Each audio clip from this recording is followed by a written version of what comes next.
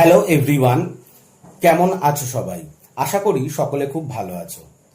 প্রতিদিনের মতো ভোরবেলায় হনুমানজির দর্শন করে ছাত্রদের নিয়ে শুরু করলাম কিছু ব্যায়াম ও জগিং। ভোরবেলার শান্ত ও মেঘলা পরিবেশকে সঙ্গে নিয়ে 1.5 ঘন্টা মতো দৌড়িয়ে 6:30টার মধ্যে বাড়ি চলে আসলাম। তারপর কিছুক্ষণ রেস্ট নিয়ে 7টা থেকে শুরু করলাম টিউশন পড়ানো।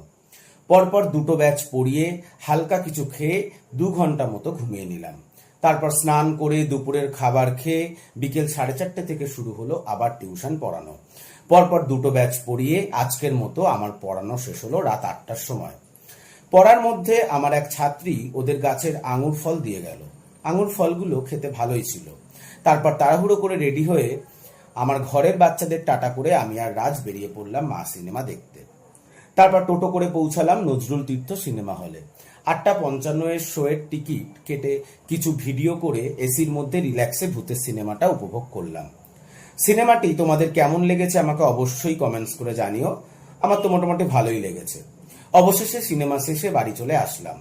ঘরে ঢুকতেই হানি ও বাঘিরার আনন্দে আমরাও আনন্দিত হয়ে জয় মা তারা বলে আজকের ব্লগটি শেষ করলাম।